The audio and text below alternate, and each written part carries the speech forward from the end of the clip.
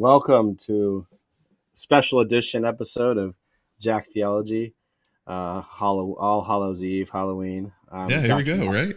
Murphy with my friend Dr. Kevin Young. Welcome. I was noticing I forgot my hat and I feel naked without it, so I'm gonna jump All over right, here and let's get it real go. fast. So hopefully, Just continue on without me. everyone, There we go. Now we're back. hopefully everyone is planning a fun afternoon. I just got back from a class party, which was a lot of fun.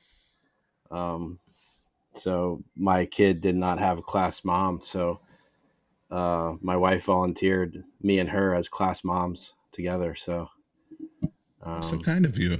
yeah, I was voluntold. Volatile. by your wife. Yeah, yeah. I know how that goes. Yeah, But it keep was the fun. peace. Yeah. It was fun. Yeah, so we wanted to talk about. There was a lot of angst, especially in Christendom, around Halloween, whether or not to celebrate it, whether or not it's a pagan holiday, Christian holiday, whether or not it's just a cultural hallmark type holiday. Um, Can it be all of the above? I don't even know. well, I, It's a lot. I mean, it I feels like it's a lot of things, right? Different things to different yeah, people. I think it is all of the above. I think that may be where we're headed today. Oh, did I spoil the ending? Nah, yeah. I mean, so historically, throughout all of humanity, at the end of fall, kind of the beginning of heading into the cold season, when the first freeze happens, when the harvest is over. Um, Historically, most cultures have some sort of celebration around this time.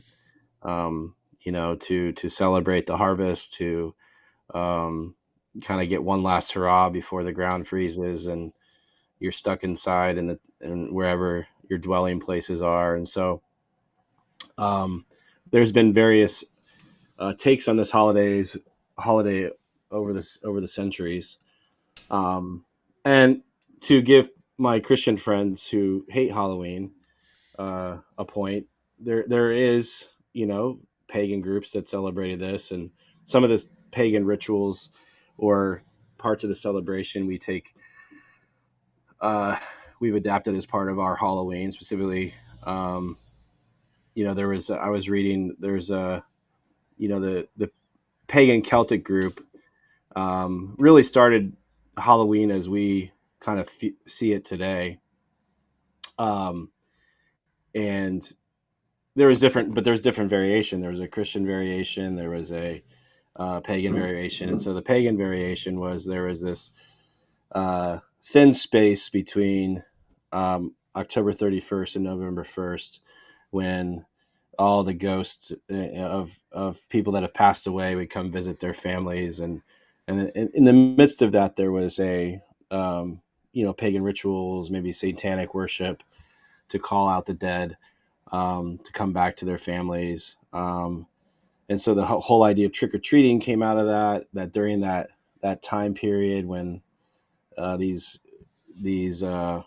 spirits were revisiting, they would go door to door and offer tricks or treats to everyone, kind of to as we do today, to scare people or to call upon um, those spirits. And so the church at that time took upon itself um, to celebrate saints.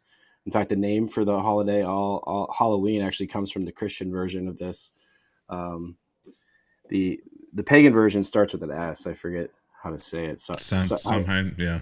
Somehow I wanted to say Sauron, like from Lord of the Rings. Sauron, yeah. Lord of the Yeah. Rings. um, Maybe that's where yeah, J.R.R. maybe. Tolkien got it. His inspiration. Yeah. So technically, Halloween comes from the phrase All Hallows Eve, uh, where in the different traditions over Christendom have happened, but you remember the dead, you remember those who had passed before. There was an element of dressing up as ghosts and that sort of thing, or your favorite saint even. There's traditions that did that. And then on November 1st, tomorrow, we as a church as well celebrate the saints that have gone before us. And so um, there's this place in the church, and in some sense, the more you read, the more you dive deeper into it. What hatched first, the chicken or the egg? What came first, the pagan ritual or the Christian ritual? Um, we don't know, but we know there's definitely Christian foundations to this day. And I think it's important too. I posted something on Facebook about um, it's important that I think, as Christians, remember death, remember those who have died, actually or have a ritual, a practice through our calendar where we talk about death, where we engage that. And I think in our American culture, we tend to try to push that out. We tend to try to ignore death. In fact, if you go through the top 100 songs on the CCLI, that churches sing, none of them really refer to sorrow, death, and those sorts of things. And I think this is a day that we should embrace death, think about death, talk about it, talk about those who have died, remember the saints. And so if we take that approach, we can kind of redeem it for what it was, created as a Christian holiday, a Christian feast. And that now today, I think um, there's the cultural stuff of, you go as your Disney character, you dress up as your favorite baseball player, and it's just a way to get candy for kids and have fun in that sort of way. But still, it's the American festival at the end of the harvest season, and enjoying that, and like many cultures have done before. So that kind of gives you an overview of the conversation. Yeah, Uh, I feel like you've hit, several really important points in there that probably would be worth, diving into there, because a lot of the folks, I think, don't necessarily recognize all of that, and it's really confusing, honestly. As you said in the beginning, what are the roots of this holiday? And for a lot of religious people, they've been said that its roots are in pagan, festivals, and that's, yeah, I think probably that's both true and false in a lot of ways. Like you said, it's complex and it's complicated, and frankly, a lot of the scholarship that's been done on this is shaky, as far as I'm concerned. A lot of the traditions and things that we have today, people have said that it comes from these pagan festivals and pagan rituals, the jack-o'-lanterns, the trick-or-treating, this idea of demons and ghouls and dead and all those things. But there's not a lot of really great scholarship, I think, that says conclusively that's the situation. So I think, probably most of the traditions, or all the traditions that we practice today, the most rightly we could probably say is that they only go back a few hundred years at most, and they are grounded in other traditions, but not necessarily pagan traditions. But to say that anything that we do today is grounded in thousands and thousands of years of history, whenever your kids are celebrating Halloween, I think it's a huge stretch, even, from a Celtic perspective and all that. Maybe, perhaps, there just is we don't know enough about it. A lot of it's just conjecture. But I do think, you're right to say that, even going back to the early days of Christianity, 2,000 years ago, Christians co-opted festivals and seasons and what the pagan, the broader culture was doing. Pagan doesn't necessarily really mean devil. It doesn't necessarily mean, anti-God. It is really just more of a general word.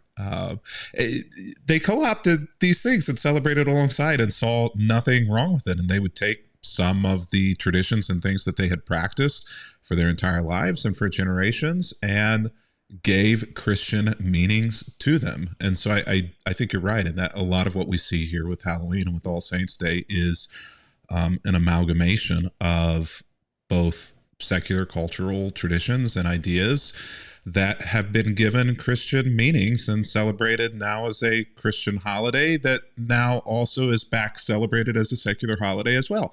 But it's most visible in Halloween, Christmas is the same thing. Um, Valentine's Day is a religious holiday that now is more so. You know, there's kind of this uneasy middle road, I think, between the rut of pagan celebrations and Christian celebrations, where all of them are just kind of mixed together, especially here in America. And I don't think that's necessarily a bad thing.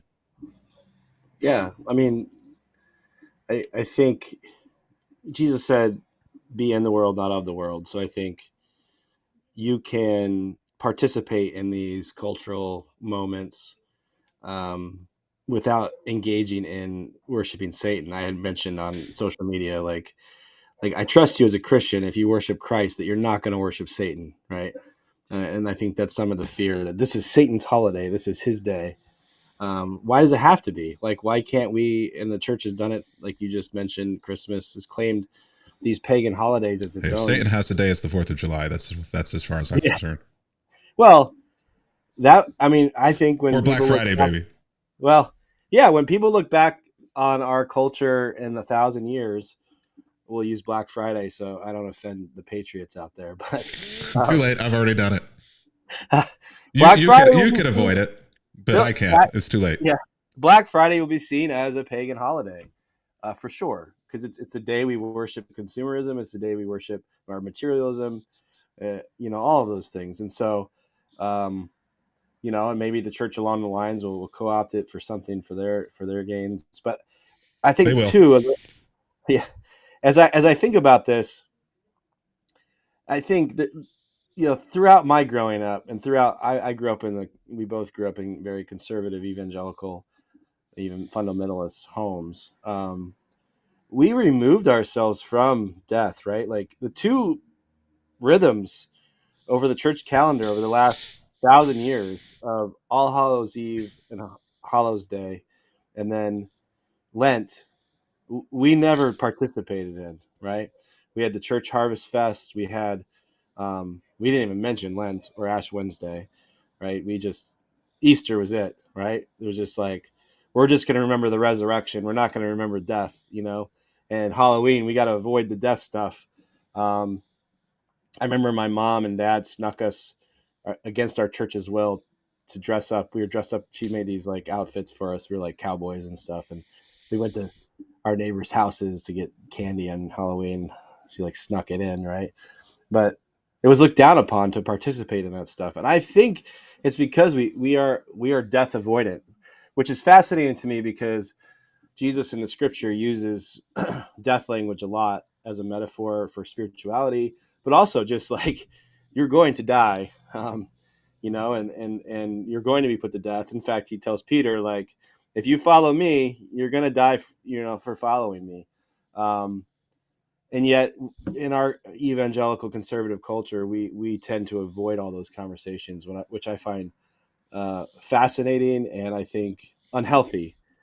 Because then when death comes to your doorstep, how do you confront it? How do you deal with it? And I don't think we deal with it well. And then we tend to, I think, our culture, you know, um, broadly avoids it as well. But I think the church could lead in that and lean into this concept of dying to self, Yeah. remembering our death, um, going through like when it's our time to die, are we ready to go through that? Like, Eugene Peterson, remember when he was about to pass, called it like the sacrament of death. Like he wanted to die well. So like going through that process as a human to die well. Yeah, I do. I think you're right that we become death avoidant, and I don't think that that's necessarily. You said it. I don't think it's necessarily just a church thing, and I'm not sure which came first, the chicken or the egg, and whether or not it was the secular community that has avoided death, and now the church is kind of in that, or vice versa. But I see this a lot. We're able to cheat death um, nowadays. We can keep people alive medically through technology far longer than there is life. And so, why is this idea of euthanasia kind of a question that's not just a medical question, but a moral and an ethical question? Is a lot of people want to be able to have control of death, um, non-resuscitation, in your will, what that looks like, because we can keep you alive far longer than there really can be life in your life. Uh, the early church, though, faced death. So much of what we read in the New Testament, if we're really reading it honestly and contextually, as you say, death is prevalent. These are death letters, many of these. If Paul did indeed himself write Second Timothy as his last letter, that entire letter is written as he is hearing the sharpening of the axe that will take his head off. Yeah. He's facing death in that letter. If Paul's the one who wrote it, the timing of it. The early church faced persecution both from um, inside as well as outside from Rome. Martyrdom for the first few hundred years in the church. Their first customs were having funeral meals at the tombs of martyrs on the date of their death, which they called the martyr's birthday. Why did they call the day the martyr died their birthday? They called it the birthday because it was the day that the martyr was birthed into new life. And so they saw this like beautiful picture of life and death going hand in hand together, that I think you're right. You've hit on something that the church has largely forgotten. We celebrate that in Jesus, but we don't necessarily celebrate that much or well anymore in anybody but Jesus. How many of us attend funerals? We don't like attending funerals. How many of us go to the graveside, after the funeral? Well, that's just for the family. How many of us go and visit graves anymore? We don't even. The difference between a cemetery and a graveyard can only be around the church. So you go to a cemetery, it's not a graveyard. It can only be called a graveyard if it actually is in a churchyard. When was the last Mm. time you attended a church that had a graveyard, that had a Yeah. burial plots around the church?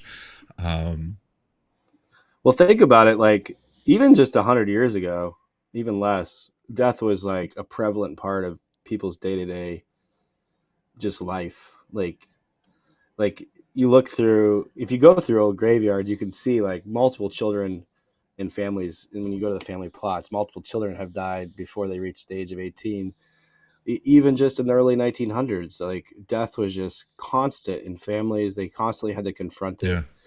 And we've gotten to a point where, we don't, it's a rare, I mean, it happens obviously, but it's rare that sort of thing happens anymore. Yeah, And it makes us uncomfortable, right? I mean, can you imagine your child being buried literally within eyesight every time you enter the church? It but the, just is. but the Grandma's church over was the there, hope. the kid is over there. Is that well? Exactly, and I think that's the point. It is. It's semiotics, right? As Yeah, our professor Leonard Sweet would write about, it's a metaphor for the Christian life, and that the way to get to the hope that is contained inside of that church is that you have to pass through death. Something has to die, and that's both maybe literal, but more so metaphorical. That you die to self in order to enter into new life. And the fact that we have so avoided and contained and pushed off out of sight, out of mind, this idea of death in as many ways as possible is counterproductive, I think, to a full and complete and holistic understanding of the journey of redemption. And so I guess you make a really great point with death, that yeah, no wonder we have a problem religiously with Halloween, is not because of ghosts or ghouls or goblins or witches or anything. I mean, come on, really grow up. I mean, we have Santa yeah. Claus. I mean, okay. Um, it is because of our unhealthy and uneasy relationship with death. I think that's a great point, Matt. Yeah, and as Christians, aren't we called not to fear death because of Christ? But yet we do fear it because we don't want to engage it, which I find fascinating, but not surprising. Um, and then, yeah, I mean, I think about death a lot because I'm in a church that is a dying church, a lot of elderly. And so I've done a lot of funerals over the last 4 years of being here. And some people die well, and because they've confronted death, they've dealt with it, and some don't die well because they just ignored it. I think I want to be one that dies well, and so I want my children to be ones that die well and live well. But I think confronting death allows you to live well because you can live at peace and you can live content. You can live whole lives and not constantly in fear and anxiety. You know, uh, in my opinion, if you confront this, when you Google your symptoms, you won't freak out. And I think many of us, I mean, I do. I'm a normally American. You know, you Google, I got a pain here and there, and then all of a sudden you think you're dying because you haven't thought through death. Because all of a sudden it's confronting you, and you're just freaking out and you're overwhelmed. And so I think the church can help our society confront that reality of death. And I think holidays like today is one of those ways in which we can do that.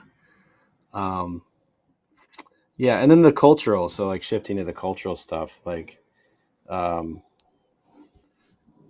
I don't know, for most of my friends, like this is a conversation that I have, and this kind of leads to how we should act as Christians. So I kind of, let's address like the cultural stuff and then like how Christians should actually treat this day where we're at in this current like culture. Um Most of my friends in town and around like are not having the conversation you are having. It's This conversation is mostly among church leaders or people that are just really ingrained in the church. Uh, and also they're not thinking about Satan worship and pagan worship and whatever either. They're thinking about, lack of a better term, it's a Hallmark holiday. It's a Right. end of a season kind of fun thing for the kids. It's very kid oriented. Um, it's a way to hang out with your friends, party, dress up as your favorite fill in the blank character. What's your family doing? Like Pooh? Did I see that? Yeah. Uh, No, yeah. we're doing our family's doing Sesame Street this Oh, year. Sesame Street. Yeah, which our family has never done a family Halloween costume. I've kind of avoided them because I think they're weird for families that do that. Sorry if that's you.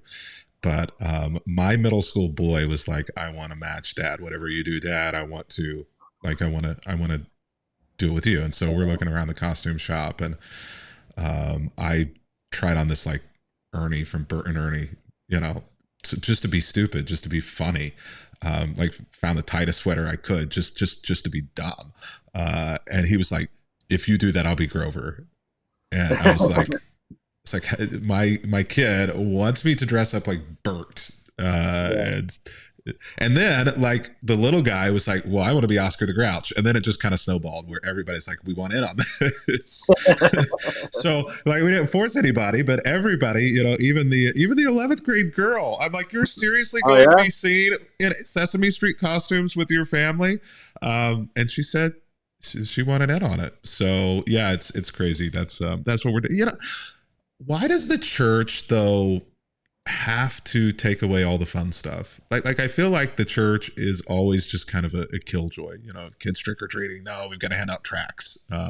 No, you can't participate in that. We're gonna do trunk or treats. Well, God knows that's still a Halloween party. You know what I mean? You're not fooling God. Like He knows what that trunk or treat really is.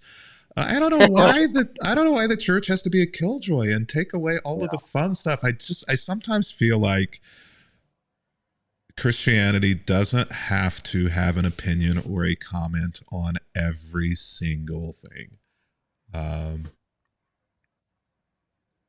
Yeah. I mean, you could just let people have fun, right? And you can join them in that fun.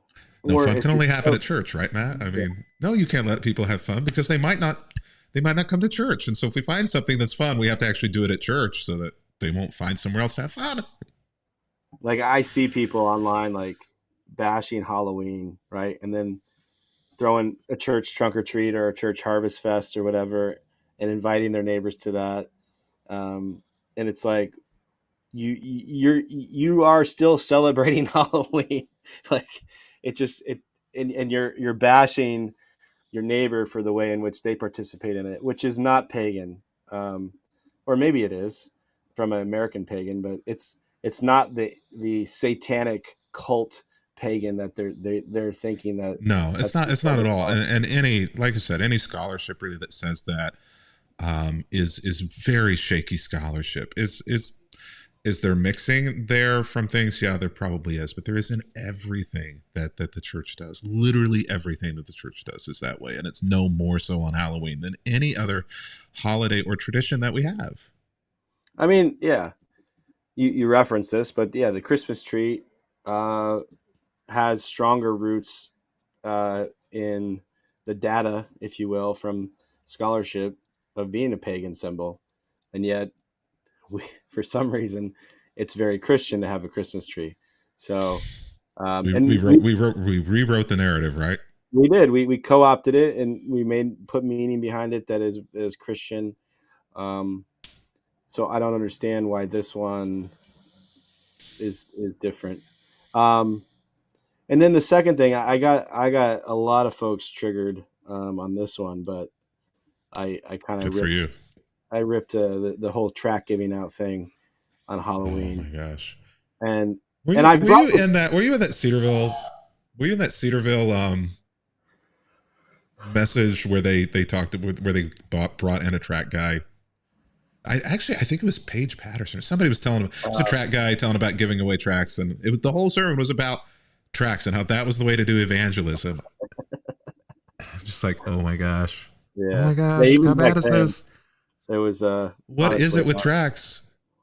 I don't, yeah, I know there everybody has a story who believes in tracks of a long lost friend that came to Jesus because of a track.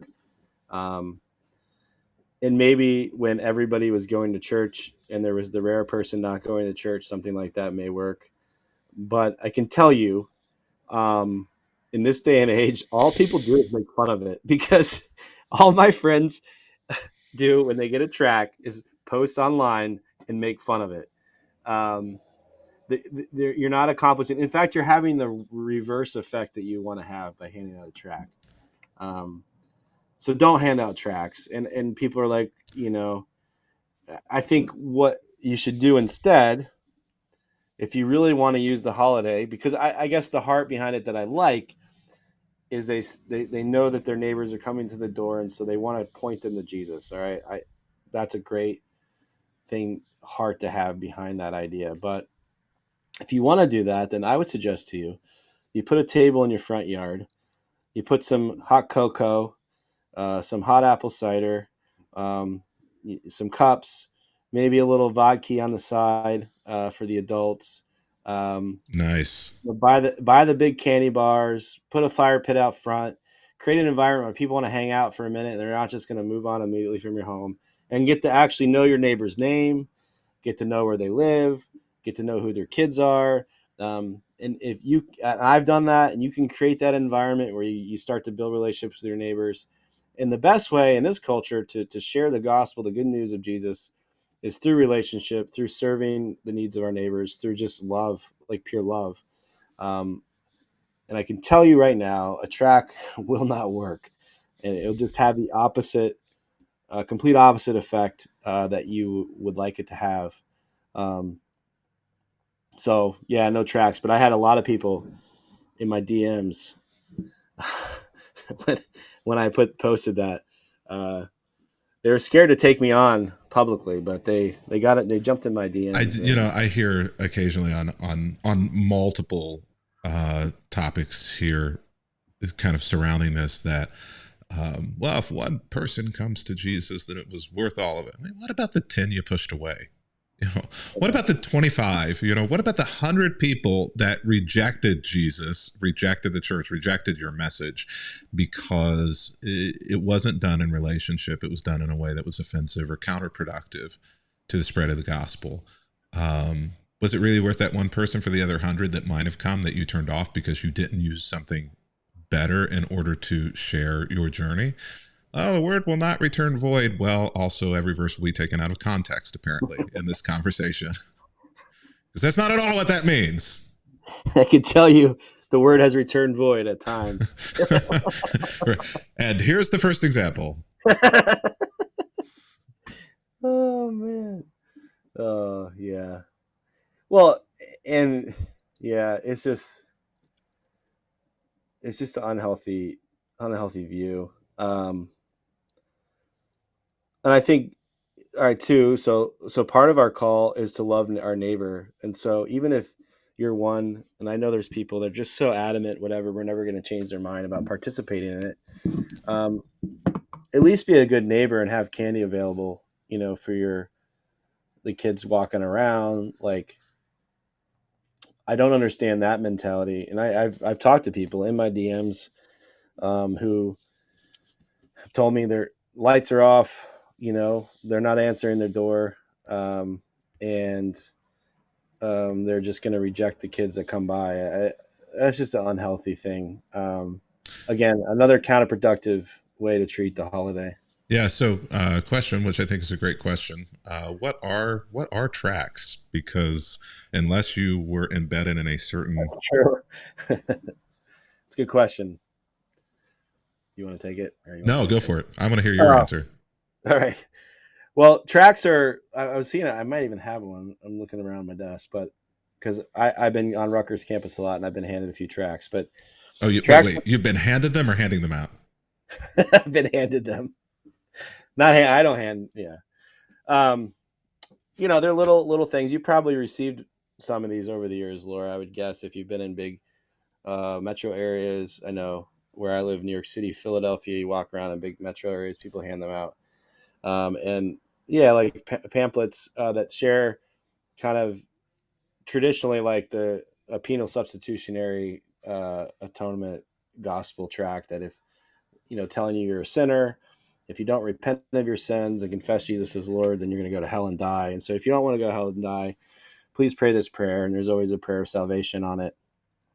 And then yeah, typically there's a phone number or email to contact somebody if you prayed that prayer. That's the gist of a track. There's lots of different versions out there, but I forget where the word track actually began, um, but that's what they are. Yeah, like the ones that we used to, Chick was the company that, I don't know if this was the first company, but the main company that first started making them. They were just like, yeah, these little pamphlets that usually had like comics in them, but were very fundamentalist, very direct, very, turn or burn kind of language in it. Um, was there a time or a season when it was effective evangelism? I'm guessing no, but I don't know. Maybe. Certainly not today. No, yeah, I think there was a time period when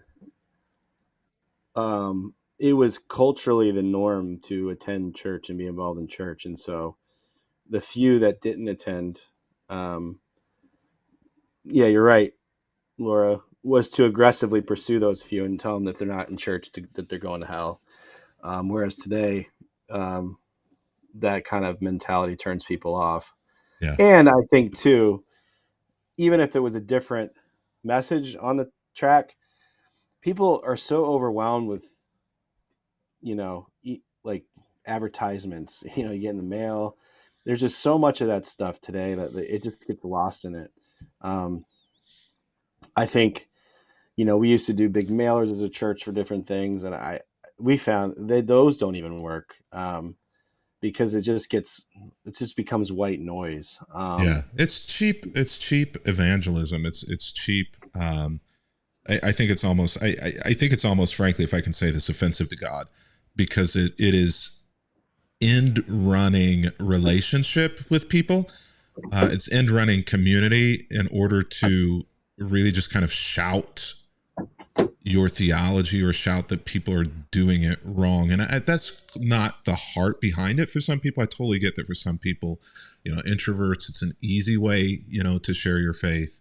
Perhaps for other people, you feel as though you're doing some good by handing people something that maybe will have an effect. But at the end of the day, I think it really is kind of an offensive sort of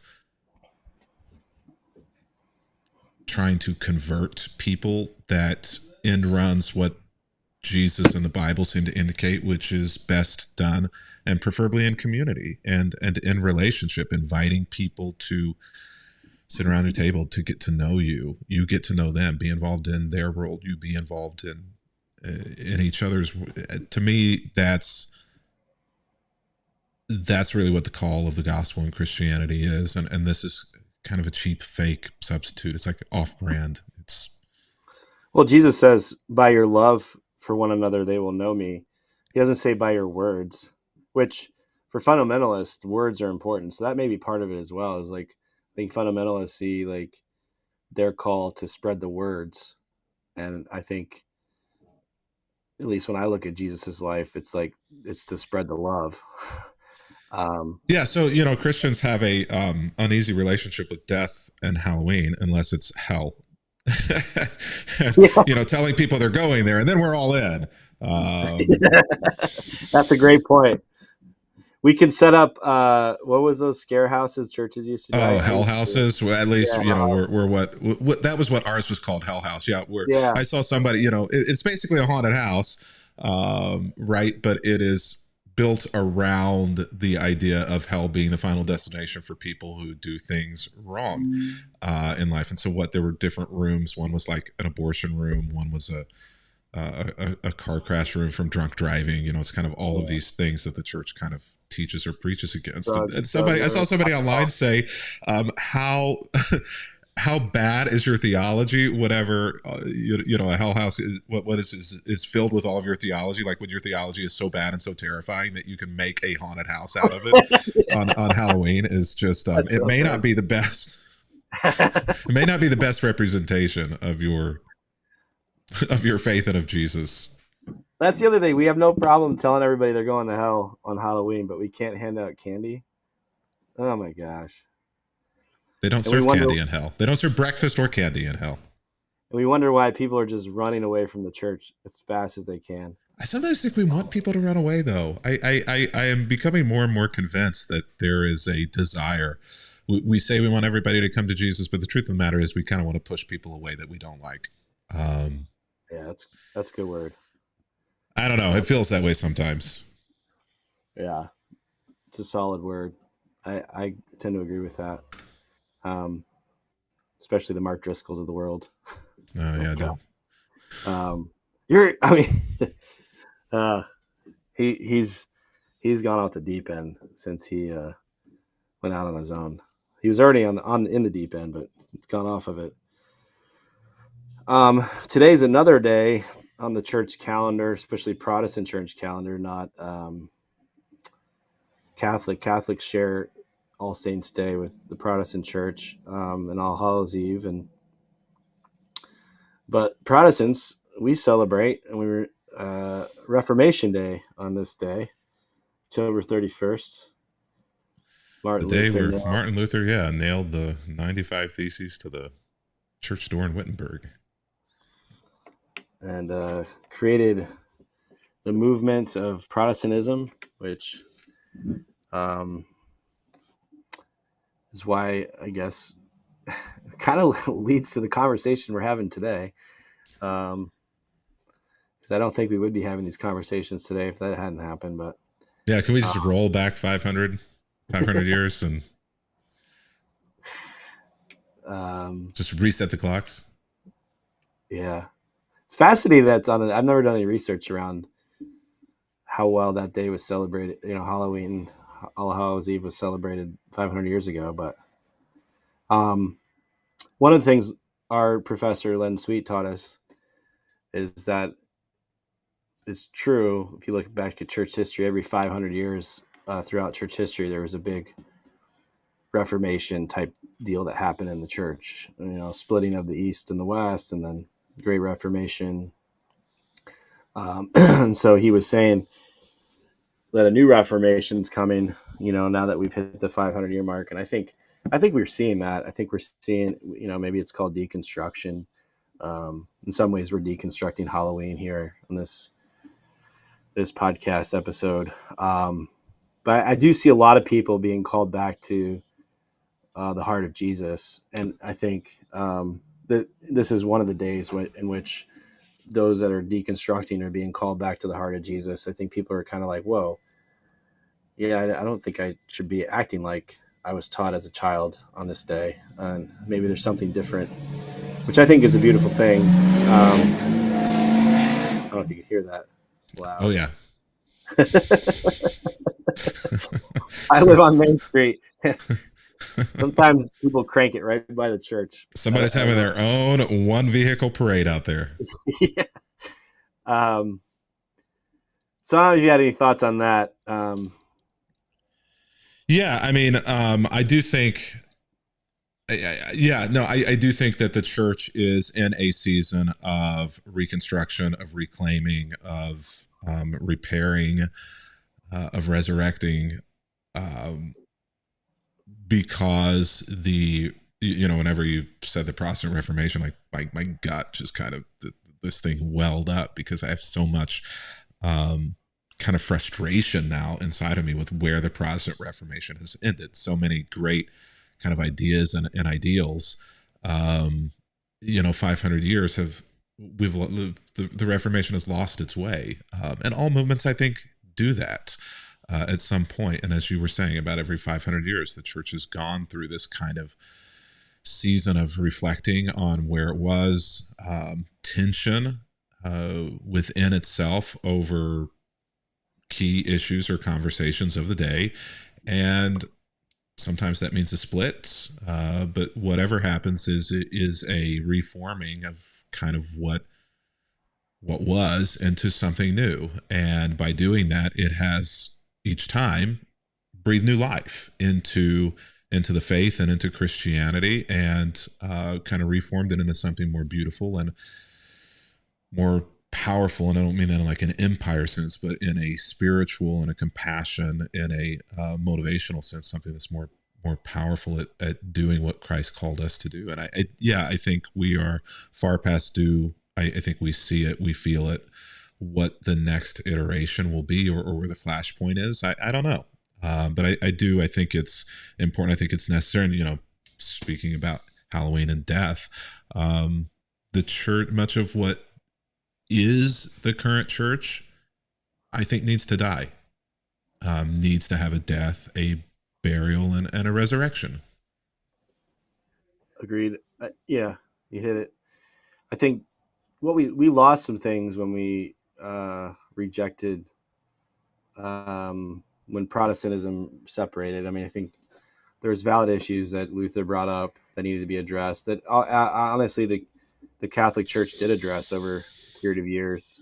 Yeah, and I think that the folks who have written about this, Phyllis Tickle especially has written a little bit about this. She essentially said that, and pointed out whenever that happens, whenever something has broken away because of problems, then actually both new trajectories um, tend to do better than they would have had they stayed together. And yeah, that's a perfect point in that the Catholic Church reformed as well after the Reformation and became better than it was. And so a lot of things that the reformers were really kind of at odds with in the Catholic Church reformed.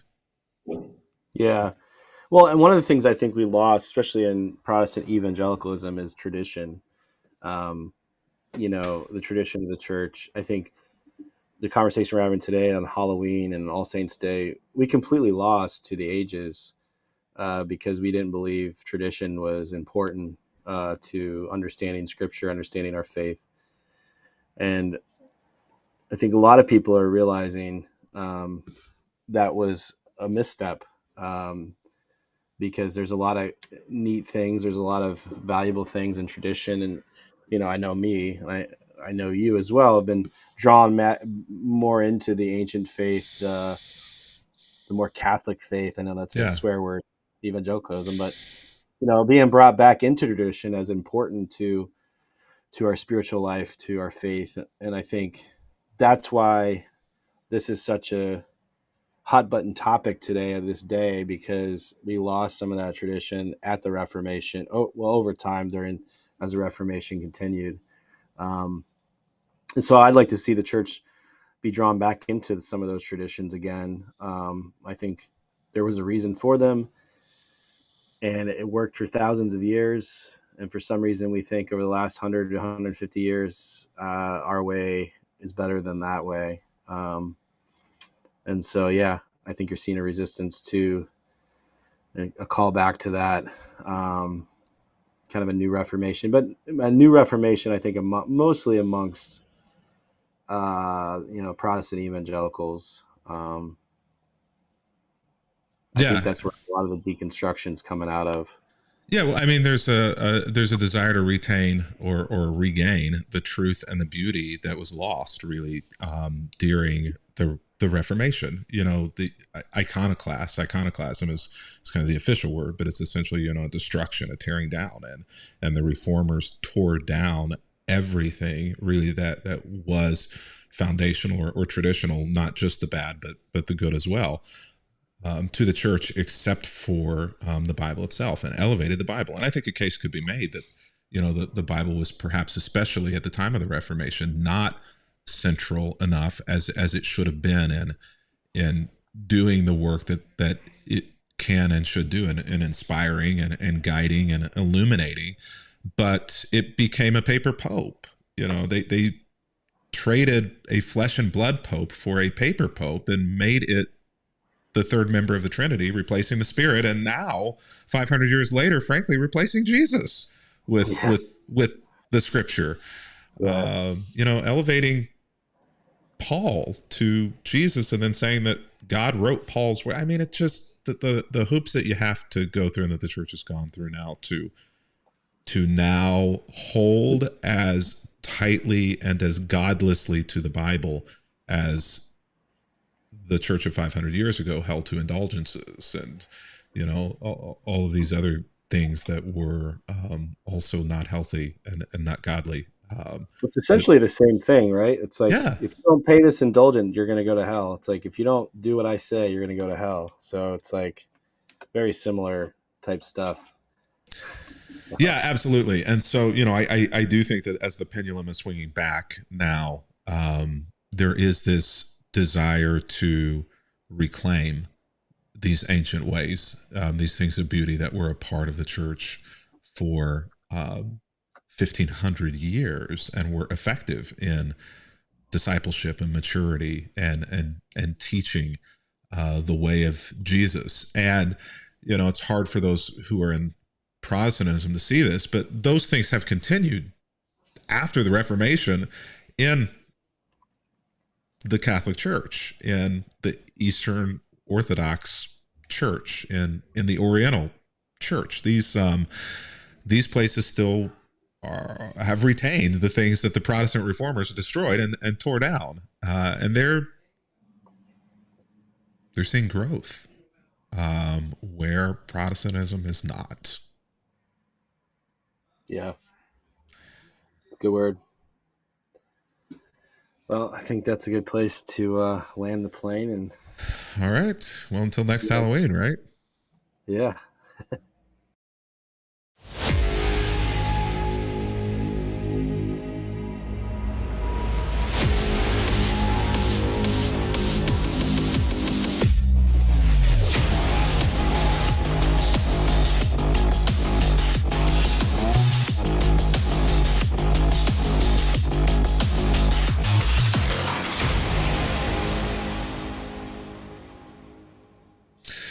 All Yeah, right. Well, man. it's been a while since we've been together, man. How's the workout going? Uh, I well, it's going. The last couple of weeks, the last couple of weeks have been really busy around here. So, um, I'm back on the grind this week. It was in 2 days in a row, which did not happen the last 2 weeks. It was very scattered. So, feeling good about that. But Sometimes you dude, just life, gotta. Sometimes life gets in the way, and other times you just gotta take time off, and it's okay. yeah, life. Being the father of four. I mean, you know this. You're a father for it. Can be very, very difficult. So, but yeah, getting it in when I can. I did feel good getting back 2 days in a row. I was concerned because CrossFit. workouts can be tough. And they had a special, tougher Halloween workout this morning. So, but I handled it well, so I felt good about that. Good How's for you. things? How's the foot going or the leg? I know Uh, you had. oh yeah. Well, that was the other thing, as I had the broken foot. I mean, you could still use that as an excuse, right? I mean, Well, yeah. We did bench yesterday, and I missed a PR by. I got it like halfway up, and the guy said, "Yeah, it's because you had the broken foot, man. You would have got that if you had your foot." And I was like, "All right, I'll take that. I'll take that."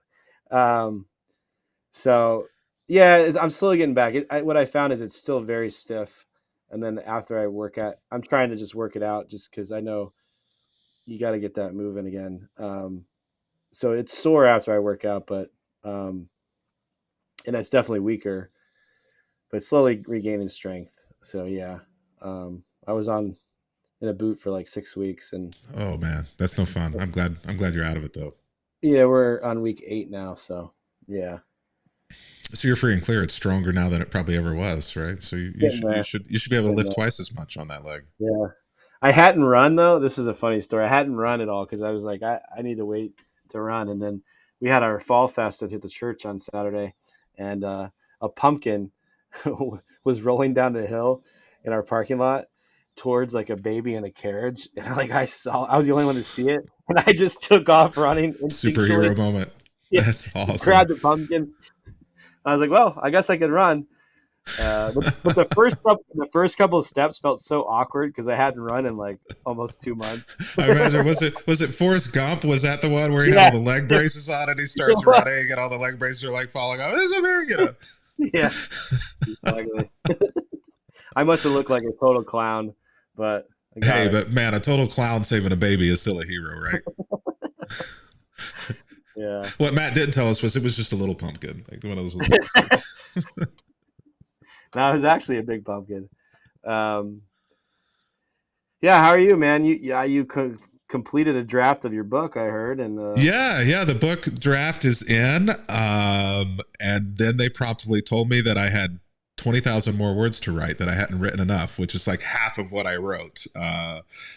So yeah, but we, I talked them down. Well, actually, they said don't worry about it. We maybe 8 to 10,000 more is good. So that is doable, but it's still in the first pass at editing. So every day in the morning, I kind of get up and check my email to see is it there, is it back, and I hold my breath because I know it's just going to have pages and pages and pages of notes of things that I have to change or do. But it's a fun process. The shows what the inside looks like, the layout, the cover design starts working on this week. Endorsements, I have to do endorsements this month. Find out who's going to endorse. Yeah, so that whole process is fun. The workout, my coach and I, looks like we're looking towards the spring shows, which means I wasn't able to get myself in good enough shape, I guess, for the fall shows. So now we're looking towards spring. But dude, he holds a high standard. he did well. He is. Yeah, I mean, he's the best in Alabama and one of the best in the Southeast. So he's not going to put anything on. He's going to take the slow road to get there. He's like, you're old. We'll go slow. There are two ways to get here. We can either do it like really hard and really fast, or we can do it slowly and easily. And by the time you get there, it'll look better in the end. So that's good. That's good. I almost have hit 30 pounds lost, and I sent him a message last week, and I was like, I'm just really tired of being small. Like I was trying on clothes this week, and I'm like in small sweaters. And I'm like, I want to be in larger. Like when do I get to start putting muscle back on rather than just losing all of the muscle and the fat?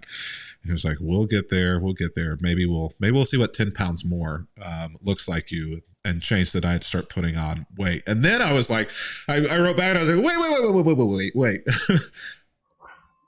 I don't know that I want to put on 10 pounds. I just want all the muscle back. Why do I have to put on weight to get that back? Because, I mean, for the little fat boy, like putting on weight is like, like I'm going to intentionally gain weight. I don't know how I feel about this. So yeah, that's where we are.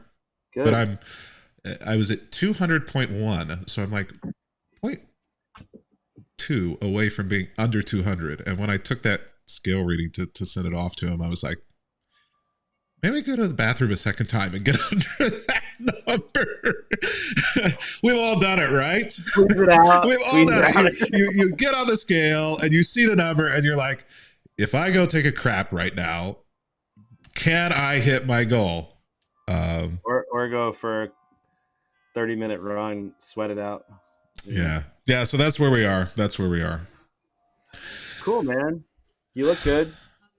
I did notice the other day there was an angle picture of you, and it's just like, I was like, I think you're the size of my finger.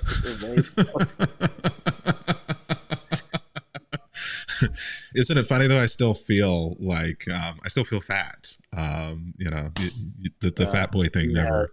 The fat, it never changes. You never see yourself but this profile as of you you really here, are.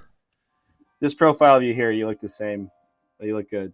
You look Thank muscular. you. So I don't look I don't look weak. It was just the side view. So don't go to Instagram with the side view.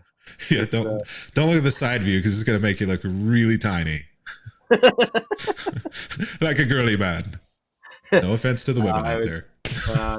You're not that. All right, good to talk to you, man. That's awesome, man. Congrats. Thank you. See you next time. Yep. Take care.